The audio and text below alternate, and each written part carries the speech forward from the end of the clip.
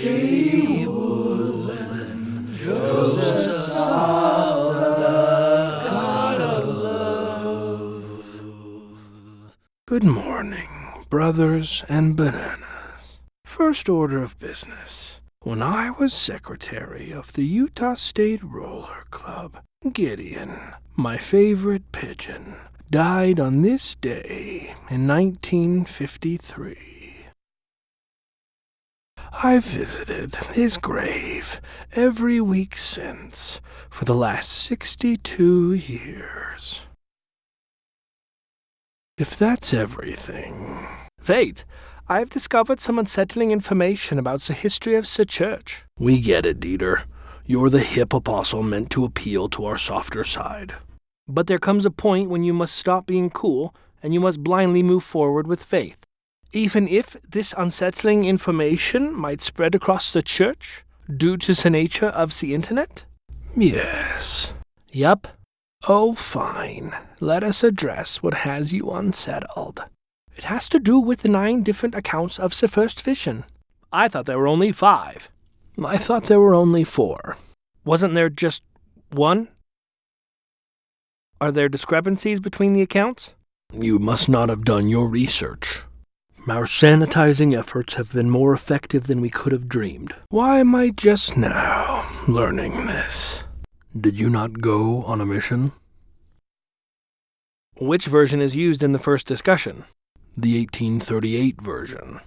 18 years after Joseph had the vision? Ish. One of Joseph's accounts says he was 16. And the others 14. What about the first and only account written in Joseph's own handwriting? He must have been confused. Joseph, in his journal in 1832, says that he just saw Jesus Christ and that he forgave him his sins. No mention of restoring the church. No mention of Heavenly Father. 12 years later, in 1832, is the first time it was written down? It just wasn't important enough to write down because Joseph didn't even include it in the history of the church in the 1835 or 36 versions. It also wasn't very important to his family. They joined other churches even after Joseph had the visions. Why then did Joseph pray in 1823, 3 years after the first vision, to know if a supreme being existed? He must have been confused. Why didn't the church publish anything on the first vision until 1842? Are you questioning Joseph's divine visitation? I'm not questioning anything. Can a man not have doubts? Doubt your doubts, Oki.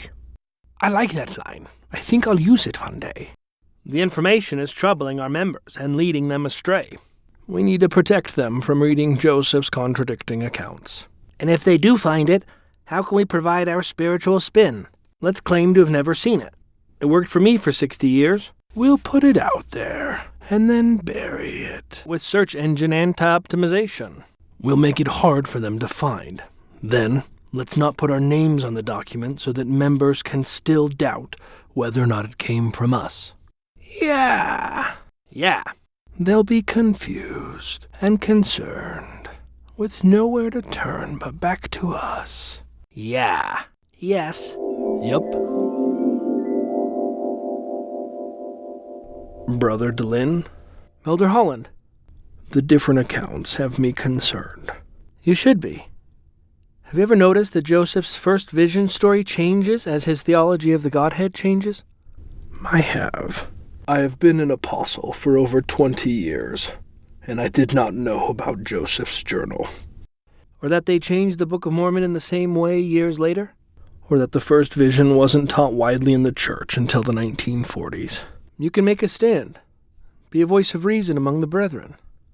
But I can't. That is not how the power structure works. I wish we could have allowed you to help us. So do I. Holland.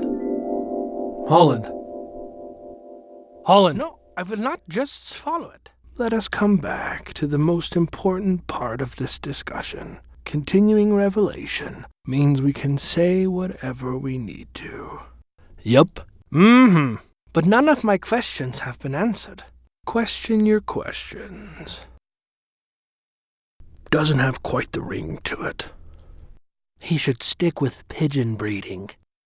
It's so good to see you, Tabitha.